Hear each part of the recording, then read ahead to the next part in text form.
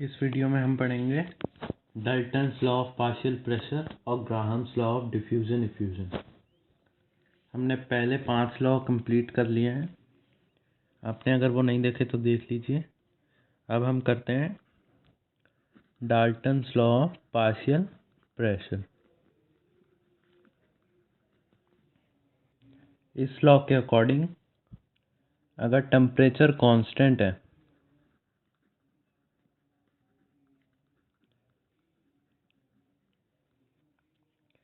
तो जो प्रेशर होगा, जैसे कि एक गैस होती है किसी कंटेनर में, तो एक गैस ही नहीं होती, कई सारी गैस होती हैं। यानी कि मतलब जो टोटल प्रेशर उस वो गैस लगाएंगे, यानी गैसेस जो कंप्लीट गैस, जैसे एक कंटेनर है फॉर एग्जांपल, उसमें 4 गैसेस हैं, ठीक है। अब वो 4 गैसेस जो वो टोटल जो चारों गैसेस मिल के प्रेशर लगा रही होंगी, वो प्रेशर इक्वल होगा उन 4 गैसेस के इक्वल, हर एक जो सिंगल सिंगल प्रेशर लगा रहे होंगे उसके। जैसे कि अगर एक कंटेनर है यहाँ पे, इसमें जो एक गैस G1 है, एक G2 है, एक G3 है और एक G4 है। तो मान लीजिए ये प्रेशर लगा रहा है P1, ये लगा रहा है P2, ये लगा रहा है P3, ये लगा रहा है P4, ये P4, ये P, हाँ ऐसे। और टोटल जो ये चारों को ऐड करके, मतलब चारों जो होंगे, ये जो पूरा गैस लगा रहा है, ये लगा रहा है P टोटल। तो P total is equal to P1 plus P2 plus P3 plus P4 और सो ऑन, मतलब जितनी भी गैसेस हैं उनके सम के इक्वल होगा। अब देखिए, ये तो हुआ Dalton's law of partial pressure. लेकिन इसी को अगर हम थोड़ा मॉडिफाई करेंगे, कैसे? आइडियल गैस इक्वेशन की मदद से। PV इक्वल टू nRT होता है आइडियल गैस इक्वेशन। अब हम यहाँ से P की वैल्यू निकाल लें, यानी P equal to nRT by V, ठीक है। तो अब ये हम ऐसे सबके लिए निकालें तो यहाँ पे आ जाएगा P1 के लिए अगर हम निकालें तो बस मोल ही तो चेंज हो रहे हैं, टेम्परेचर तो कांस्टेंट है ही, हमने पहले ही कह दिया, और वॉल्यूम तो सेम ही है, तो बस और R कांस्टेंट ही है, तो जो है R गया इसका, बस N बदल रहा है, तो N1 RT by V plus N2 RT by V plus N3 RT by V। चलिए हम 3 ही गैस का करते हैं, 4 की जगह नहीं है अभी, ठीक है। यहाँ पे RT बाई V कॉमन आ जाएगा तीनों में से, ठीक है। तो N1 plus N2 plus N3 आ गया।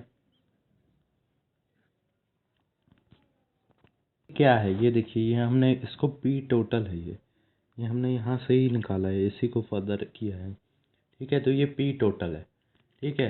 अगर हम अब क्या करें, अब एक स्पेशल, मतलब एक रेशियो होता है वो, जैसे pressure of a particular gas divided by the total pressure, यानी P1 है डिवाइडेड बाय P टोटल। तो ये क्या हो जाएगा, ये हो जाएगा N1 RT by V divided by RT by V in plus N1 plus N2 plus N3, यही हो जाएगा। ये से ये कैंसिल ही हो गया, ये क्या हो गया, N1 by N1 plus N2 plus N3, ये आ गया, देखिए, ठीक है।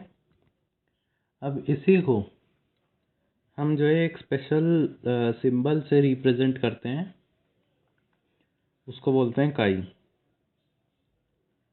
तो ये हो गया काई।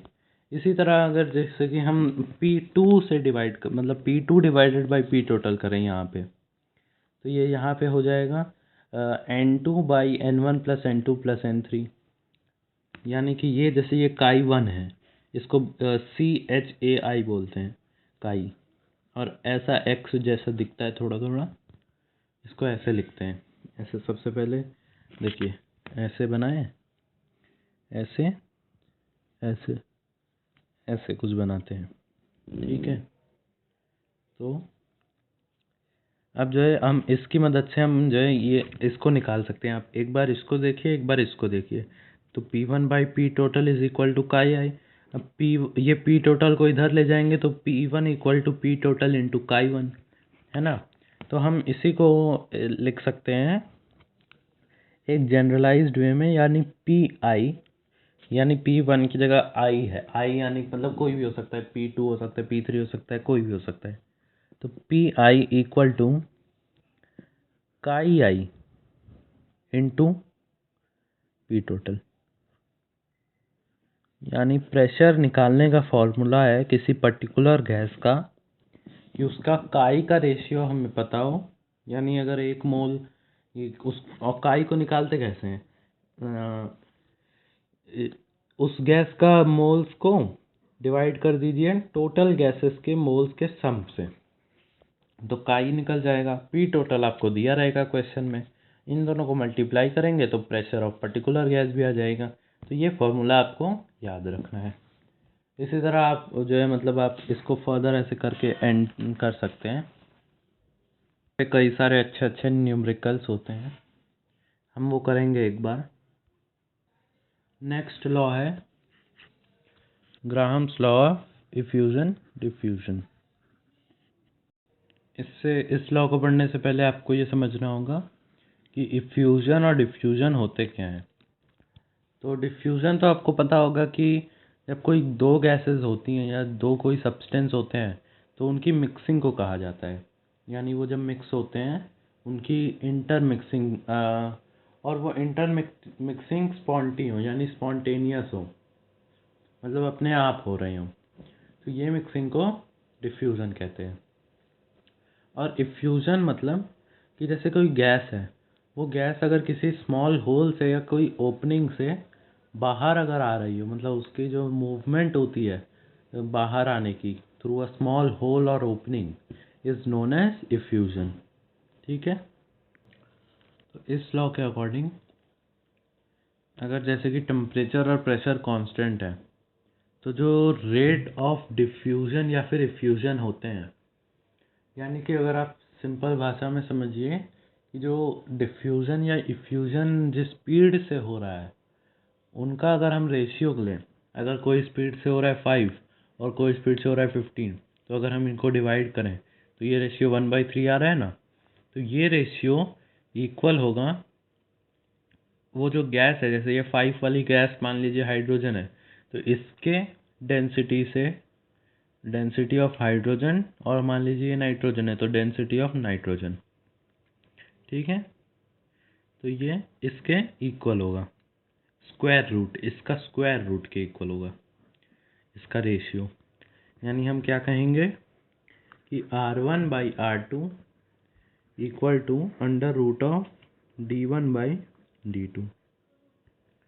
अब ये R1 क्या है, R1 है रेट ऑफ इफ्यूजन और डिफ्यूजन ऑफ गैस 1, और ये R2 क्या है, R2 है rate of diffusion of gas 2।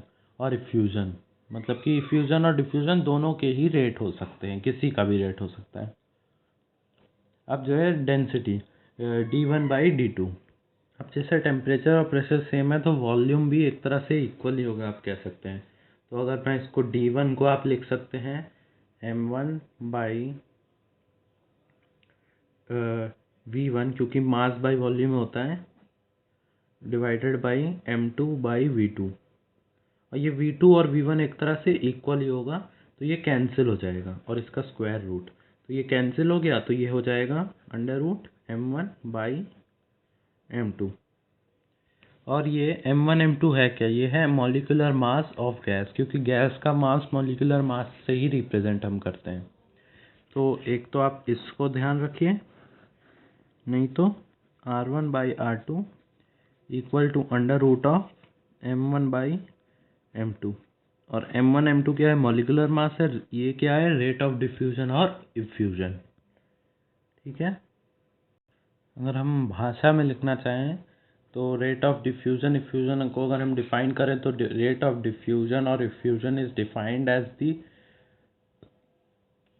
Volume of gas diffused और इफ्यूज पर यूनिट टाइम। यानी कि कितना वॉल्यूम डिफ्यूज़ हो रहा है या इफ्यूज़ हो रहा है एक पर्टिकुलर टाइम में। डिफ्यूज़ या इफ्यूज़ मतलब दोनों एक सेम ही है, एक तरह से आप कह सकते हैं, दोनों का रेट ही होता है। तो अगर इसकी थोड़ी सी फर्दर डेरिवेशन हम करें, एक मॉडिफिकेशन कह सकते हैं आप, तो R1 by R2 equal to under root M1 by M2 ये होता है। तो अब जैसे R1 मैंने अभी बताया कि हो जाएगा V1 बाई T1, क्योंकि वॉल्यूम डिफ्यूज्ड और इफ्यूज्ड पर यूनिट टाइम, तो ये हो जाएगा V1 by T1 V2 by T2। इसको अगर हम फर्दर लिखें तो हो जाएगा V1 into T2 divided by V2 into T1। अगर हम इसको सॉल्व करके लिखें तो ये हो जाएगा, ये इसके इक्वल है। ठीक है। अच्छा, अब इसमें भी दो कंडीशन आ जाती है। मान लीजिए गैस का अगर वॉल्यूम इक्वल है, अगर वॉल्यूम इक्वल है तो कैंसिल हो जाएगा, तो ये बन जाएगा T2 बाई T1। और अगर जो है गैस का वॉल्यूम इक्वल है, यानी अरे टेम्परेचर इक्वल है, तो ये कैंसिल हो जाएगा, तो बन जाएगा V1 बाई T2 V2।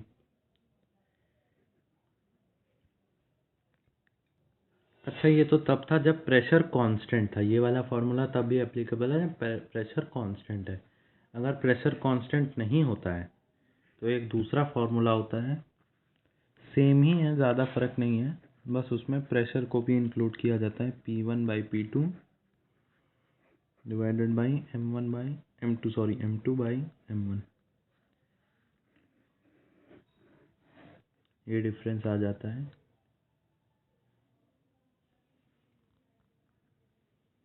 तो आप ये याद रखिएगा।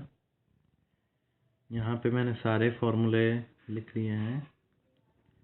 एक ये जब आपका कांस्टेंट है, एक ये। इस वीडियो में बस इतना ही, और नेक्स्ट वीडियो में हम जो एक इस गैस लॉस के क्वेश्चंस करेंगे, आप वो भी ज़रूर देखिए।